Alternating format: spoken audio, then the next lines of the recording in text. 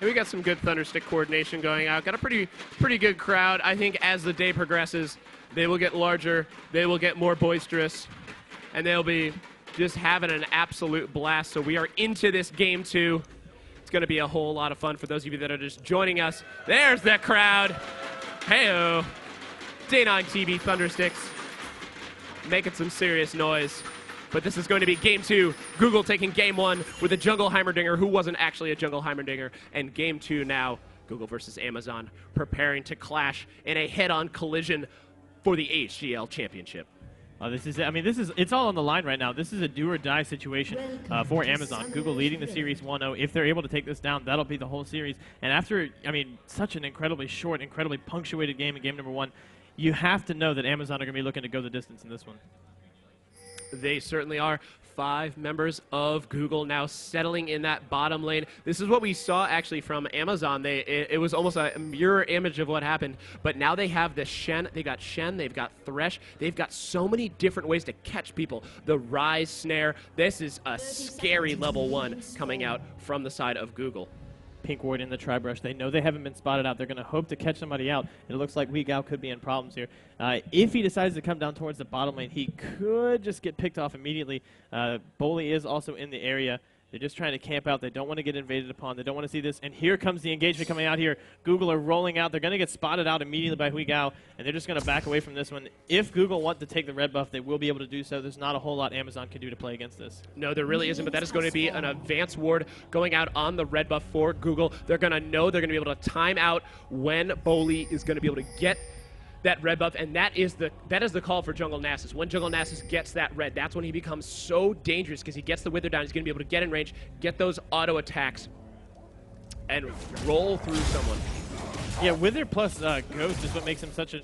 that's really the only time he's a super effective ganker in the early game. You're mostly looking for him to just get farmed up and become completely unkillable. Frozen Fire, that's not a brush you want to be in! Oh, Frozen Fire.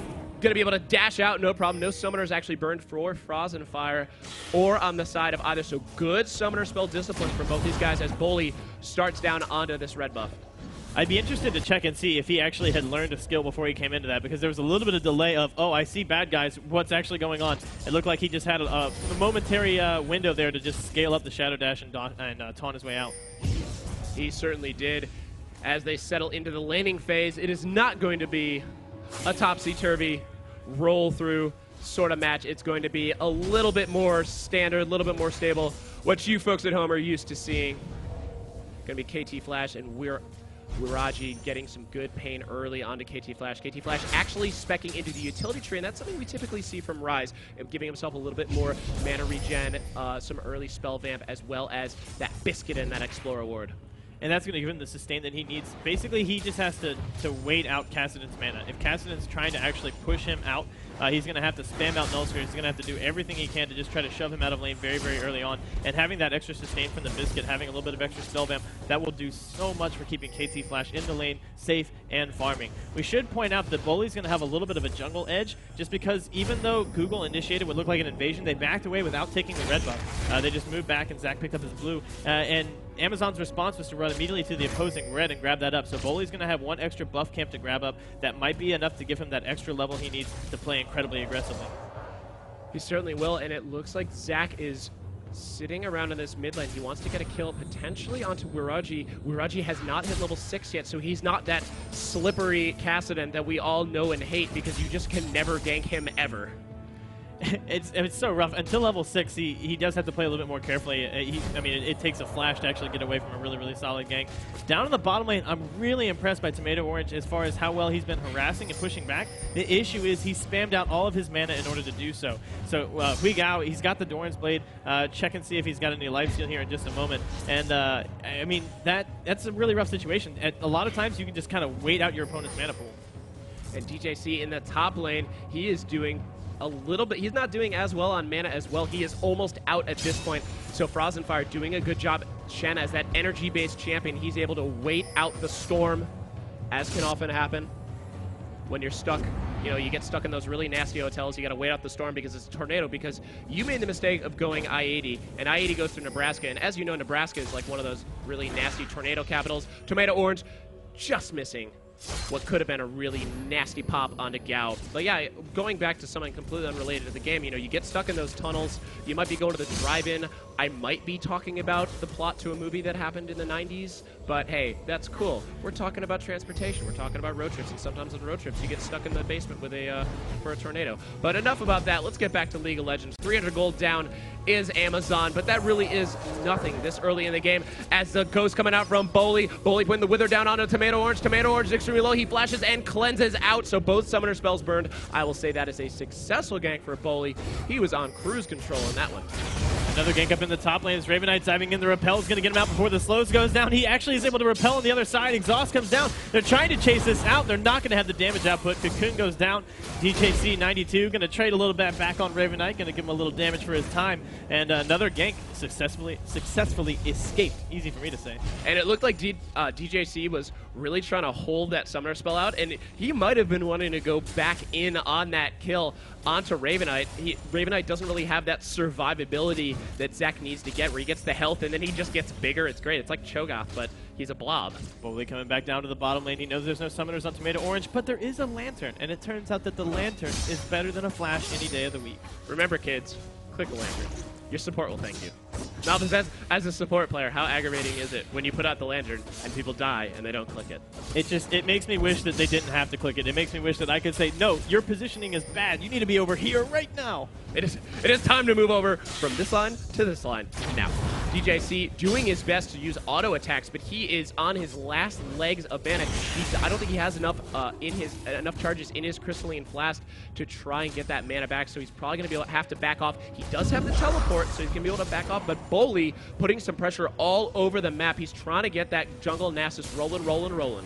And a hook goes down onto a creep. Never mind. I heard the sound and got really excited. Boley, he's helping out in the mid lane just to get a little bit of shove over. We mentioned before that Ryze doesn't really farm under his tower very well, but Cassidy isn't a champion with any shove at all. So they really weren't able to try to exploit that at all. KT Flash is doing really well. He's up 11 CS right now, and as a Ryze, if you win the laning phase, you're doing a pretty good job. A lot of bursts coming out from DJC 92. He's only going to get stronger, but he's actually behind. Looking at the pressure that Frozen Fire has been putting out in that lane, Frozen Fire grabbing the 2 rejuvenation beads, as well as a ward for himself, making sure that he doesn't get ganked in on the side of his own Triburst. That's always the danger of the red side. Somebody can be rolling it as another minion gets grabbed. Yeah, so I'm just checking out the lifesteal and the 80 carries right now. Both of them have 6% lifesteal, so that's just coming out of their runes. They're not running any of the lifesteal masteries or anything like that. Raven Knight trying to pick up his blue buff, but it looks like Amazon want to contest. They definitely do. Raven Knight taking some pain from that Spirit Fire. KT Flash getting some purple goo to the face. Boley and Wiraji want to be pressuring this, and they're actually pushing Google back off of this. Lantern being popped to get KT Flash out of there, but there is vision on this blue, and Amazon, they're sticking around. They're kind of waiting to see what's going to happen, and Raven Knight is actually backing on top of a ward. Yeah, this might be the giveaway for the blue buff. No, it's actually going to get canceled by Boley. Amazon are going in. Raven Knight able to use that launch. Get out of there. That's why he didn't grab Flash. He can just do that. But this is going to be a blue buff steal for Amazon. Very nice for them, and that's going to be going to Wiraji. And Cassidy with a blue buff. That's just a pain. Yeah, that's going to be really, especially the fact that they took it away from Ryze. That's another very, very blue buff reliant champion. And Amazon, they're not content with just the blue buff. They want to take it all down. They're moving in for the first dragon of the game. This is a really early dragon coming out from the side of Amazon, and I think they're just going to back off at this point. Yes, they are. Ultimate being popped for KT Flash. He's putting as much pressure as he can onto Wiraji, but that was a pre-6 Nasus. Cocoon going out on a Frozen Fire. That's a lot of pain. He's going to back off. Shen has fantastic sustain, but he does have to be careful about getting bursted down. Yeah, that's it. The big concern as well is normally when you take a Shen into Elite, you run into a little bit of problem here. Google look like they're going to be the ones to pick up the first dragon. As they threw down the pink ward, they recognized that Amazon had to go back. They didn't have the map pressure, and now it's going to be Google who claimed that first global objective. That's going to be first dragon for Google. Google taking 1,000 gold lead, doing really well in this game too, despite not pushing Amazon back on their heels with an unconventional strategy. So First Dragon, no turrets though, no first blood. Both of these teams playing very careful, making sure they know what's on the line. They're not just playing for themselves, they're playing for charity. And that really holds a lot of extra weight.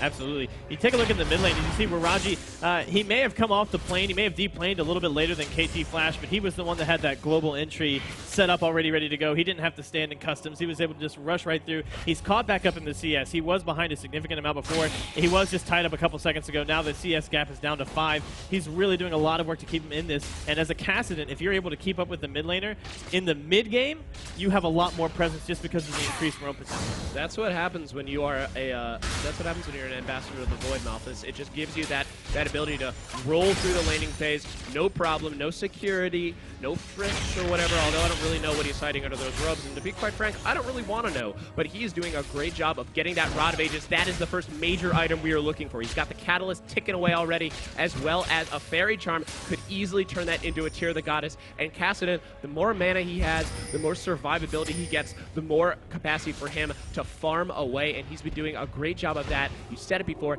dead even and almost identical builds for the Ryze and the Kassadin. And they have very similar roles, although Ryze a little bit more spontaneous. Ravenite rolling in 1v3. He is going to turn into 4 bottles of goop. Flash rolling in as well. Frostfire getting a taunt down on 2 people. There's the power coming out from KT Flash. Frostfire actually going to pick up first blood. Waraji extremely low. KT Flash going to go in with the auto attack. He's not going to get him, but in the bottom lane, that's a double kill now for DJC as the cocoon goes out. DJC is completely out of mana. KT Flash is doing your best, and that's a killing spree. So that's a 3-for-1 exchange. First blood going to Frozen Fire, but the turnaround means now a fed Elise. The car was broken down from Amazon, but they fixed it up. Nice.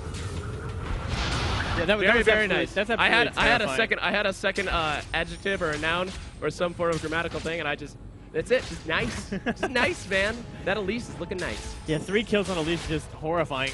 Frozen Fire, that was so patient about coming in, and now the tower as well. He was so patient about engaging that. He just waited and waited. Even though Zach's blobs were getting chewed up, he wasn't too concerned about it. He knew Zach was going to come out on the other side relatively fine. He goes down in the end, but he knew that he just needed to wait. He needed to give Waraji a little bit more time, or excuse me, KT Flash to give him a little bit more time to get into a good position, to have all the cooldowns that he wants, and then just try to dump all that damage down. They were able to pick up the first blood, but 2 additional kills going over on the side of Elise. That's going to be so painful. The Haunting guys picked up along with the Sorcerer's Shoes. Even though in the top lane Shen has gone for the fast Aegis, he's got an extra no magic mantle, that's going to be tough for him to deal with.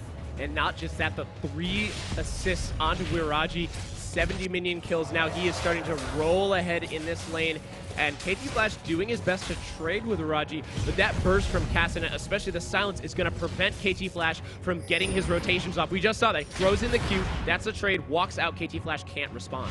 And that's the best thing that Kassadin can do against Ryze at this point in the game, and also during the team fight phase, is disrupt Ryze's timing. Ryze is, sure, we talked about him being a machine gun caster. He's going to be able to cast all day long, like spell after spell after spell after spell, but so much of it is combo based. So much of it is bursting off spells in rotation. And if you're not able to do that because you're silenced, you're going to lose a lot of effectiveness. DJC also in that exchange picking up a red buff, and that is one of the scariest things. It's, as a top laner, when I see a jungler roll in and beating even just 1 buff, it makes things so much tougher in that matchup. Frozen Fire taking campaign, and those auto attacks are now starting to hurt more and more. DJC just pushing Frozen Fire out, forcing the Shadow Dash. There is no turret for Frozen Fire to hide under if Elise goes in. That is usually the scary thing. Elise goes in, repels to pull off aggro, but when you're taking those turret hits, it could be seriously dangerous. Ravenite rolling in, getting a bouncy bounce onto Rolante. Rolante is able to push them back with the flash box. Rolante microwaving out. Ravenite doing his best. He's gonna pick up the kill, and Gao tried to put as much pain as he could onto Tomato Orange. Got him low, wasn't enough. Yeah, Yaria set up the roadblock there and then tried to get the diversion, used the Flay to try to pull Huigao into that one. But Huigao, he knows the side streets. He knows how to get around any sort of traffic obstruction. He's able to get himself back out, but Ravenite going to turn right back around to give him a little burst and say, dude, I'm still here. Don't worry about it. And TJC is just bullying, pushing Frozen Fire. Says, hey, man, private highway, get out of here. Frozen Fire, this is where you have to be very, very careful because of the execution scaling on Elise's Spider Form Q. The lower you are, the more burst damage it's going to do. There isn't an Ignite, and that's one of the reasons why he's able to play this lane so tough down to the wire, because there's a teleport instead, favoring more team pressure for more lane kill pressure. But that still, you always have to be careful of Elise's burst on low health targets. I'm going to guess DJC might have been giving himself a little facepalm for not picking up the Ignite, because he'd probably be 5-0 at this point with the Ignite off of that 3-0 start. So you mentioned Haunting Guy's Sorcerer's Shoes, a lot of magic penetration, going to amplify that damage, and the double null magic coming out from Frozen Fire. So we could see a Hex Drinker potentially. I think he's just going to go straight on for the Bulwark, though. That's not something we've discussed a whole lot, the Summoner spell choice, picking up an Ignite over Teleport. Raven Knight trying to get a steal down. Wurachi getting snared out, but he's going to be piecing out himself. He gets an exhaust burn on him as well. Lock of the Iron Solari being popped, and KT Flash looks to go in. Raven Knight, oh, I think he stalled a little bit on that one. Shen Ultimate being popped in onto Raven Knight, though. It looks like Google wants to fight. Frozen Fire, oh, he's just short on the dash. Not enough, and they are going to have to back off. So Google just burned a lot, and they actually weren't able to get anyone. Invisible Dragon being taken out, though, from Google. There he is. Oh. Well. Oh, he got the cloaking device. He's back in. Let's see how this stage is going to go. Darius going in, the snare coming out, forcing Wurachi out of this. GJC, though, is on a rampage, but the Dragon being slain by Raven Knight, and he rolls in. He is going for the bouncy bounce. KT Flash getting the kill, but this is a double kill. Someone's got to kill that fighter, for God's sake. DJC is just an executioner. There's Repel, the triple kill. Could we see a quadra kill? Could we see a pentakill? Are you kidding me? Oh my God, he's dead. Oh, come on, give him the pentakill. Just give him the pentakill. Give it to him. There it is. Pentakill coming out for Amazon. Wow, what a fight. Relante in true support style, actually snaking out that pentakill, picking up the 4th kill for himself, just cause, you gotta keep those top laners in line. You know, you don't want them to get too uppity. You gotta make sure they know who's the real boss. But an amazing fight coming out there from Amazon. Google were able to pick up the Dragon, but they lost everything else. Yeah, when you're 7-0-1, I think you're allowed to be uppity. He now has a blue buff, so that's cooldown reduction, that's mana regen. Screw the Flask, he's good. He's just going to be spamming these abilities willy-nilly. I saw a solo game one time with Dyrus, where he was executing people when they were at about 25% health. And this is the level of fed that DJC is getting to Abyssal Scepter now? One buy. That was one buy. He was just like, I got like 3K gold. What am I? I'll just get more magic resistance, more damage. DJC is going to say, climb on my many-legged back. I will carry you to victory. And if Google does not handle this fighter, this is going to be a long trip for Google. And we may see a game 3. We got a pause coming out really quick, so don't panic, folks. I'm sure we're good. Probably just someone, maybe DJC, it's gotten to his head. And he's decided, guys, I can't do it. My right click just doesn't feel right anymore. I got to adjust it. My seat's too high. This room is too hot. I need a personal assistant. Oh, never mind. All right, we got his personal assistant. We got the temperature lowered. He's good to go. We fulfilled everything on his rider, because when you have a pentakill, you actually get a rider. I don't know if you've heard about that, but Raven Knight getting out of there. Exit stage top. Gonna peace out. He's going to run out. I think at this point the spider might just be too fed. Like, if a spider gets too big, maybe there's not enough surface area to actually breathe enough to keep up with the rest of the body. KT Flash on the run. KT Flash potentially getting out. The Lantern is there. He's going to back off. The Ignite is down, and Raven Knight taking a cocoon to the face. Oh, there's the execute. DJC, legendary. Google are kicking themselves for getting that spider fed. That top lane exchange, that was the defensive play from Google, but now DJC is taking it and rolling with it at 8-0-1. 100 minion kills at this point, but DJC, he's not looking at minion kills. He's looking to collect all of the buffs, so now he has red buff too. He's looking to get as many items as he possibly can. I would expect a Leandry's out from him next, and he's just going to farm champions, because who needs minion kills when you're 8-0? Yeah, at this point, he has the firepower to do so. If he finds anybody out, he's got that maximum magic penetration stack. He can just obliterate anybody's defenses. All of those skills are going to be doing so very close to true damage. And when you're dealing percentage-based skill damage on things that deal nearly true damage, it's just absolutely terrifying. If you didn't have arachnophobia before this game, you may by the end of it. I already did, and I do even more. I'm actually just kind of excited to see how fast he can kill it. I'm almost placing internal bets. We should have had a poll if we had known that he was going to get a pentakill so fast. It's like, at what percentage health is he going to one-shot this person?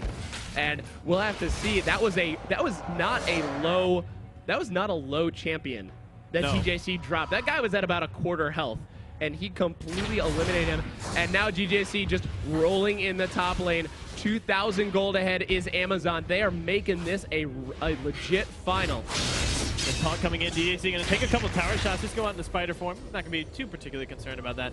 Going to vacate the area. That's one thing Raven Knight's going to have to be very, very careful of, because a lot of Zac players, they utilize Slingshot as an escape, and if he does that against this lineup, there's Cocoon, there's Null Sphere, there's Howling Gale. I mean, if he has to charge up long enough, Weegao could even get him with a trap. All of those things will either silence or root him, and that will stop the cast of Slingshot. It'll go on cooldown, and he'll still be where he was when that skill started.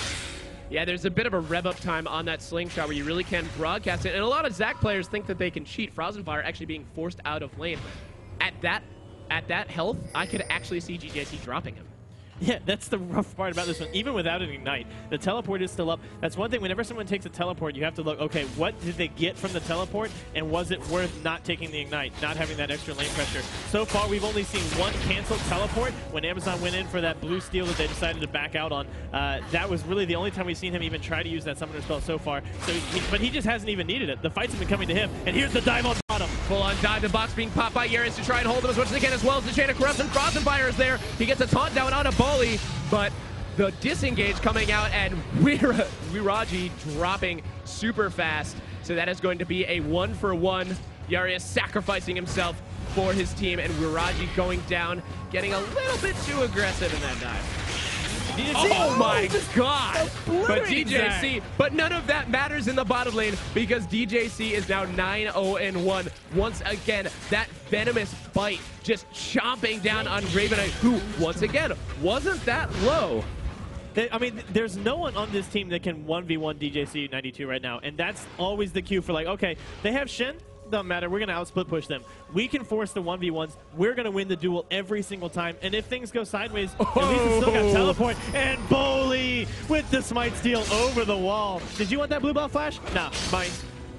Bully, that was a super sneaky steal from him, saving, getting some good vision, and Yarius says that will not happen again. I'm going to pink ward this, although unfortunately it's a little late. But hey, in case they get dove again, it's always a good ward to have. Remember, kids, ward jungle. Yeah, wards save lives. I mean, 100% of the time, wards save lives. Even if you, I mean, you can ward your base and it'll still save a life somewhere. I just know it. Bully going to get started up on his red buff here, and you take a look at the CS numbers across the map. Really, the biggest gap that's standing out is just up in the top lane. I mean, that's not even, you have 9 kills on a leash, and the 30 CS is like, it doesn't really matter. I've got 9 kills. I'm fine. And looking at Frozenfire, he's gone for a lot more utility build. In the first game, he really was a full-on carry Jace, putting a lot of pain down. But in this game, as Wiraji puts some good damage down onto KT Flash, KT Flash is going to be able to potentially heal that up. And Gao, I want to look at the AD carries, because we haven't really looked at the AD carries. The ability for Tomato Orange to push up, as Tomato Orange takes a lot of pain. Net is missing, but he's going to be able to get out of there. Bloodthirster on both sides, and Varus actually grabbing the pickaxe, so he could go for an Infinity Edge or a Last Whisper, depending upon how he wants to go. Although, if you're Varus, probably going to want to go for damage all day long. Anywhere DJC rolls up, you can see the side of Google. They just have to back away, but here comes the taunt. Taunt going out onto from Frozenfire, but the rest of his team is there. The Locket being popped as well, so they're not going to have that cooldown for the fight.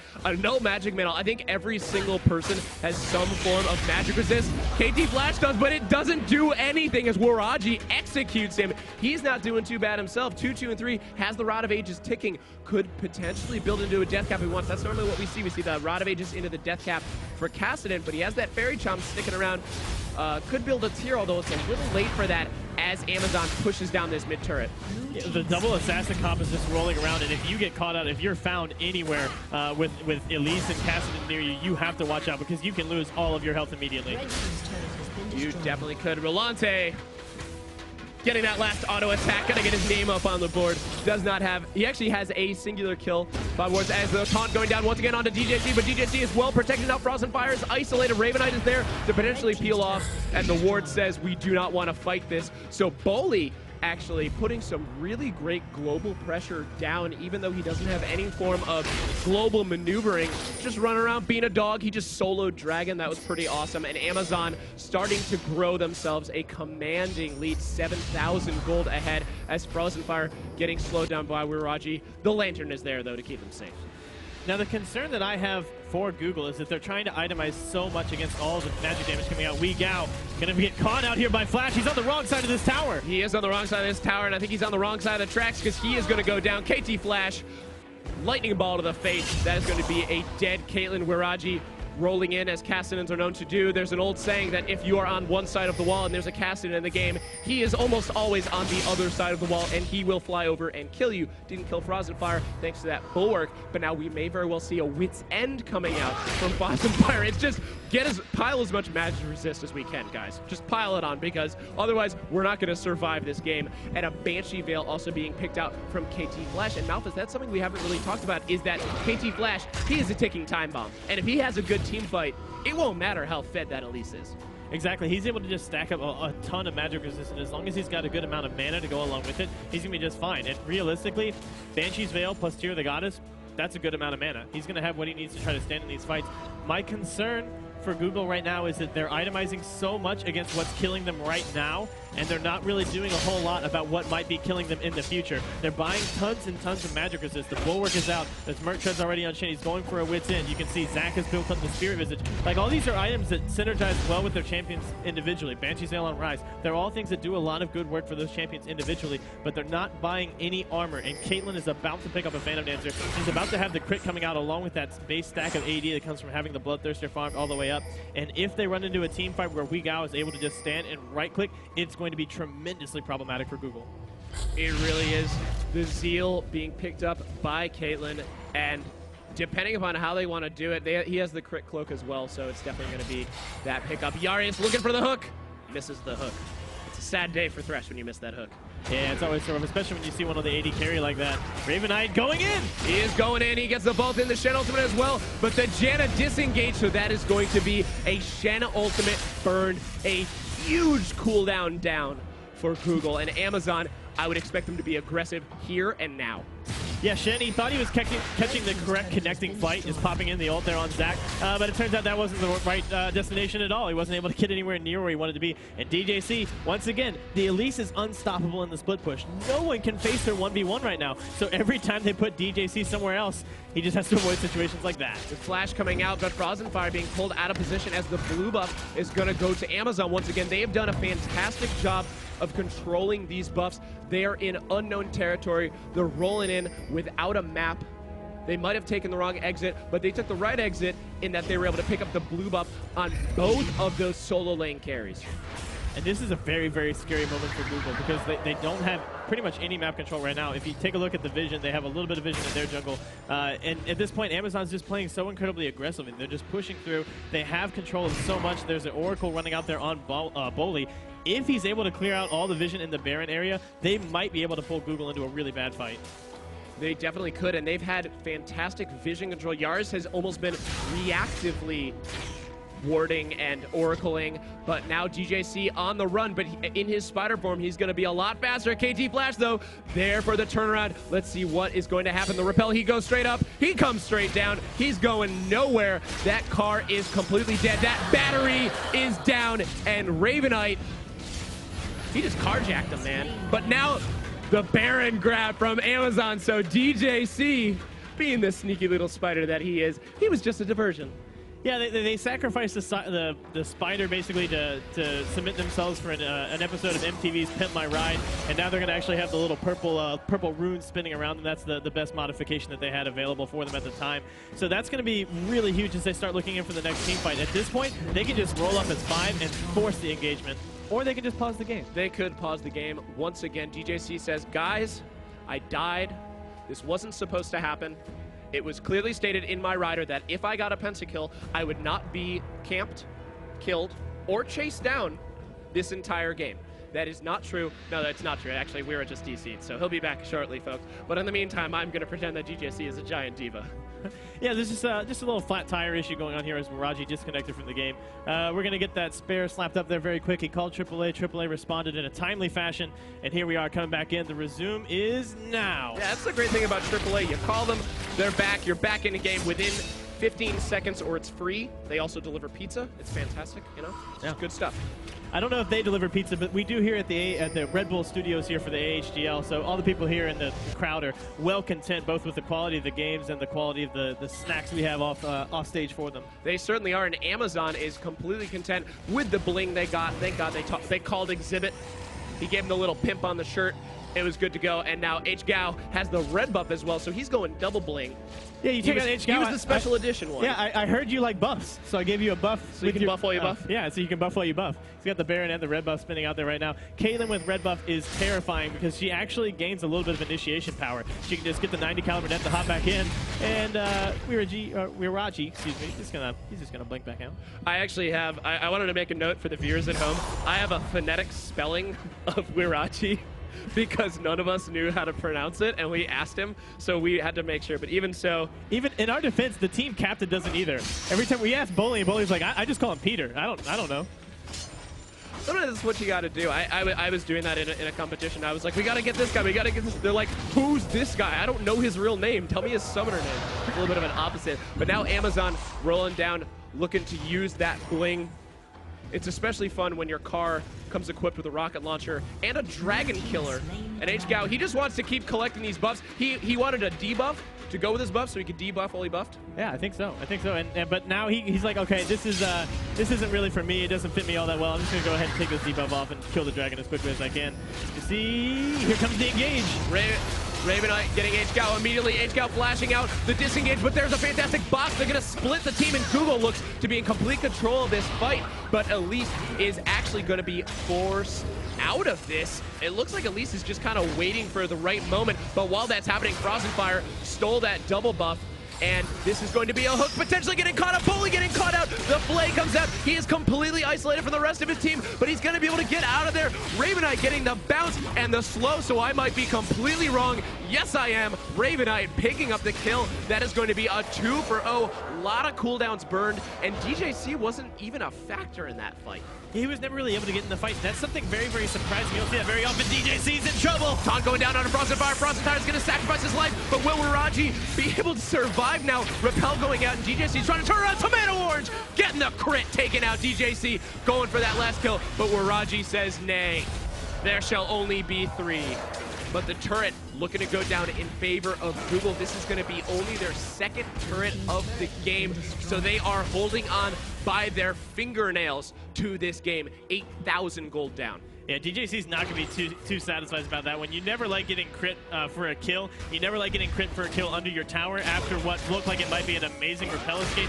You definitely never like getting crit for a kill under your tower after an amazing repel escape when the only crit on the opposing champion is just a Zeal. If it's like Infinity Edge, Phantom Edge, it's like, okay, fine, he's critting like a lot, that's okay, whatever. But just that Zeal, it gave him just enough power, was able to pick up that kill. But I love the response from DJC. It's like, it's fine by a Guardian Angel. We're here in the Red Bull Studios. Guardian Angel gives you wings. You've been saving that one all day. I have. I'll admit it. Yeah, that's quite all right because it makes a whole lot of sense. Taking a look at the items, because we really haven't taken a breath in the action to be able to look at these items. The extremely fed DJC rocking that Abyssal Scepter along with as much pen as he can possibly fit into his item build. Void Staff, Haunting Guys, as well as Sorcerer's Shoes. I would expect a Ryalize or some form of tanky item to be coming out just so we can chase down and pad that KDA because it is looking stellar. 9, 2, and 3 in the jungle. Bowley grabbing the Locket of the Iron Solari, and he is working his way into a Bulwark. That has been a serious boon for Google to be able to have that Bulwark. It's mitigated a ton of that magic damage. And in the mid lane, Wiraji grabbing the Zhonya's Hourglass, so I expect some kamikaze dive bombing Kassadins. Going in, pop the Zhonya's, be able to jump back out, no problem. He opted for the Zhonya's over the death cap, and considering the amount of physical damage, that actually there really isn't a lot of physical damage, so I'm kind of surprised to see that. Probably going for the invulnerability more than the armor itself. Wiraji now having the double buff. He's getting caught out. There's the zone using the bait. Will they go for the counter engage? The cocoon hits no one. Wither hitting Tomato Orange, but he's going to be able to walk out of there.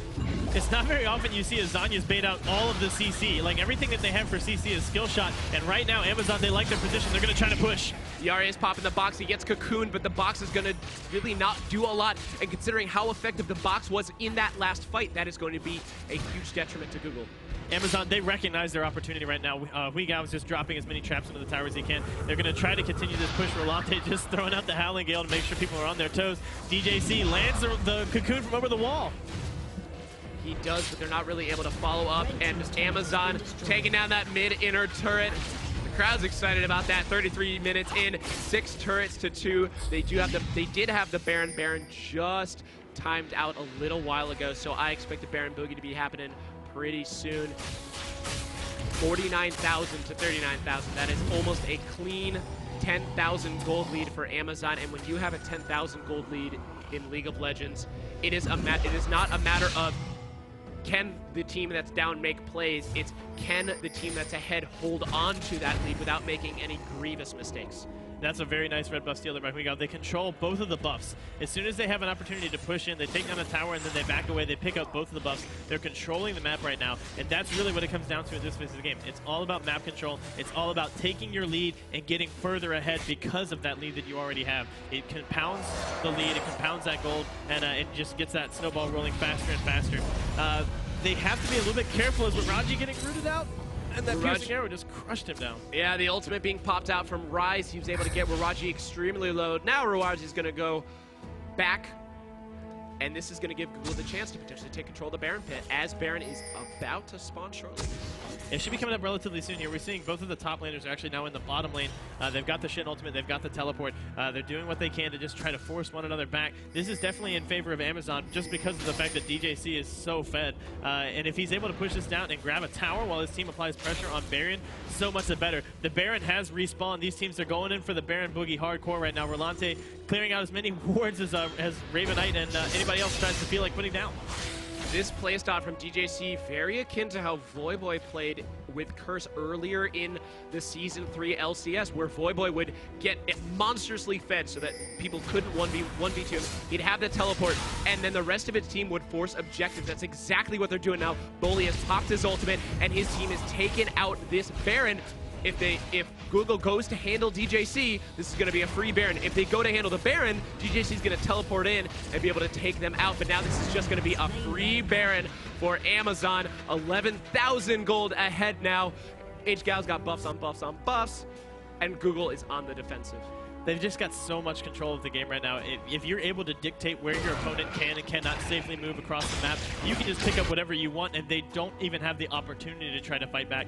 Now that they've got the Baron buff, maybe they'll do one of two things. They'll either continue to go back with the split push because they know how much stronger they are with it, and if their 4v4 fight breaks out, then they're just going to have that much more power. Or they may choose to say, all right, look, we're pretty far ahead. They don't know the exact number of 10,000, but they know they're up 3 kills. They know they're up 4 towers. They know that they've been controlling the map. They know that DJC is fed. And now that they got the Baron buff, they may group up and try to force the 5v5. They very easily could force the 5v5. They have the option for the split push. But at this point, I don't even know if they want to take it. Elise is a fantastic duelist, but she can also team fight exceptionally well. The box, though, that Yarius had burned is back up as Bully goes in to try and take out this dragon. It looks like Amazon at this point, they have a stranglehold on this game. There's not much that Google can do except hang back, farm, and pray to God this goes later. Yeah, they're going to try to play the slow roll here. Bully picking that up, getting another siphoning strike charge. Take a look at his Qs, see how much bonus damage he's getting out of that. 153 bonus damage, so not exactly super terrifying yet, but tell that to Frozen Fire as he's getting ganked. Frozen Fire getting the spooky ghost onto him, and AHGL has the red buff. Frozen Fire looks like he is completely dead to rights. Who's going to get the kill? AHGL with a crit, picking up the kill onto Frozen Fire. So now Amazon just cementing their place in control of this game. They are on cruise control. It is the open highway. They're going about 120. There are no cops in sight. Smooth sailing, my friend. And while that may have been the case for them, that was definitely not the case for Frozen Fire, as he got the boot put on his ride. You saw the chain slow. It can really only be described as obscene coming out there. Twin Shadows into Zephyr. There was a Force Pulse in there as well. He just had no opportunity to even try to run away. You know what happened? He tried parking in LA. He tried parking in LA. Yeah, he was in LA. He's not an LA native. He tried one of those random spots that required permit parking and just, it was a Tuesday. It was 3 p.m. street cleaning. He's out of here. That's always, you hate to see it. It's a rookie move, but I mean, obviously the parking. I'm talking about the parking. Anyhow, they're going to group up and try to put some damage down on this tower if they can. They're going to be just fine there. That's some good pain. And Amazon, they're in no rush. They know they have complete control of this game. They're just going to wait. Gao forcing the Banshee Veil to be popped every single time on those traps. KT Flash actually already down to 50%. The poke coming out from DJC is just insane at this point. He's got a Leandries as well to add to the fun. And Ravenite is already down to 50% from a couple of extra hits. Frozenfire down to 50%. Gao is doing work. That was a 1,000 HP crit. On that minion. On that minion. He's so big, and this is where Caitlyn really shines. You just throw down a bunch of traps. You have 650 range, so there's no one that can really get close to you and do anything. Bully just running in there, taking it out. They put the Janna shield down on the Huigao so he can just get even more damage on those right clicks. And with the red buff, every time he hits someone, they take that true damage. They get slowed down. They're just going to have to cede this tower.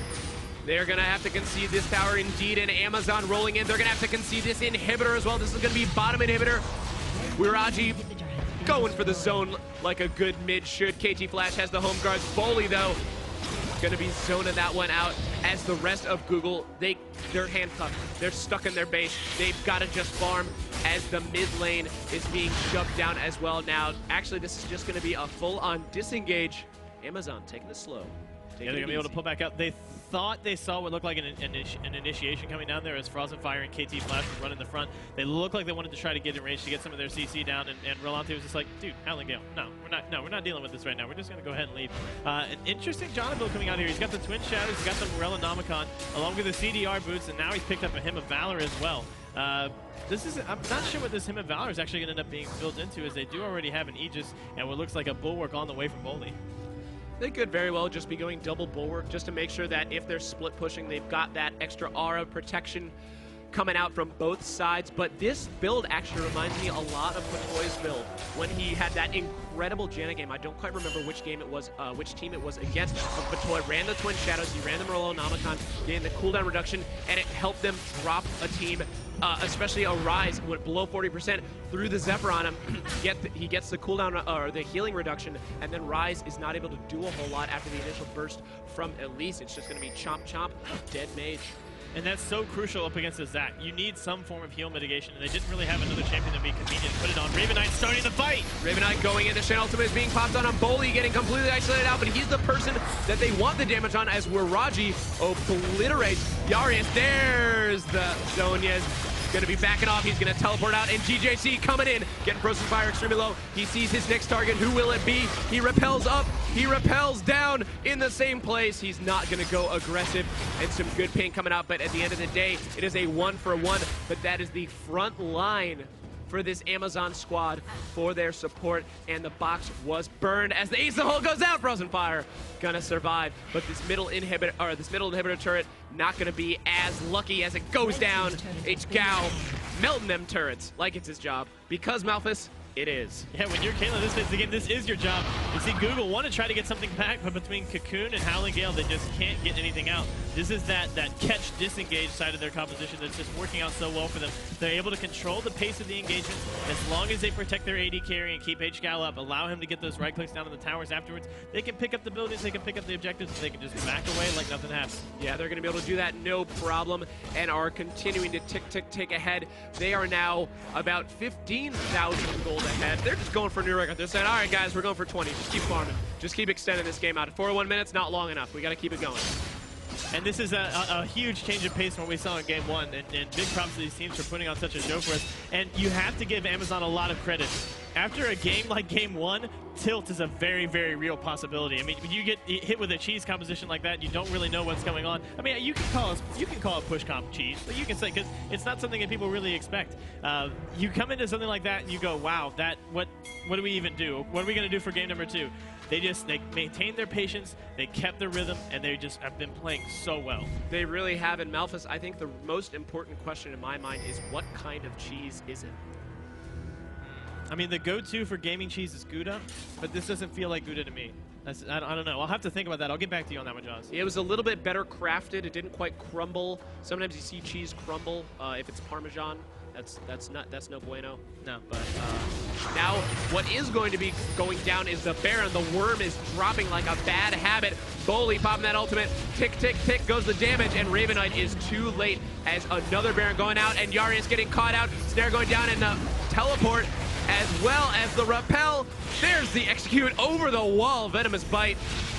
no problem. And AHGL taking Tomato Orange out, so now Google are AD careless, they're supportless, and now they're midless. That is a 3-for-0 with a Baron, and this could be the end of game number 2 for Amazon.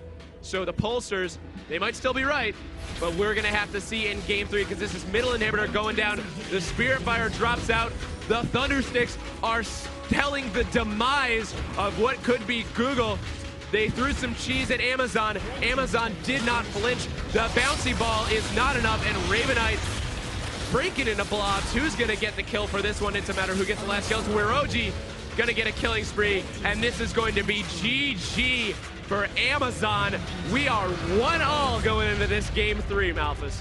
I love the next level plays coming out from Amazon. They didn't even clear out the ward in the Baron pit. They just said, no, let them see. Let them see. We have time. We can take this down. And just because of that Ravenite, he tried to get himself in. The rest of the team tried to support him, and that's what got them caught out. And more than anything else, that's what ended the game when they did.